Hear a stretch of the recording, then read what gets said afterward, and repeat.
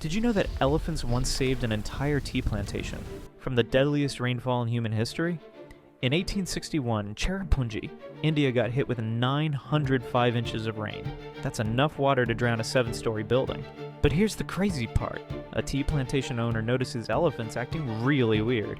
They refused to walk on certain paths and kept making loud trumpet sounds toward the mountains. The man thought this was strange, so he decided to move all his workers to higher ground. Just days later, the record-breaking rain started falling. It was so intense that it created brand new rivers overnight and moved boulders the size of houses like they were tiny pebbles. Massive landslides completely destroyed the plantation where the workers used to be. If that man hadn't listened to his elephants, everyone would have died. The local tribes were smart too. They built their houses on tall bamboo stilts and stored emergency food up high. These simple tricks saved hundreds of lives during the most extreme weather event ever recorded.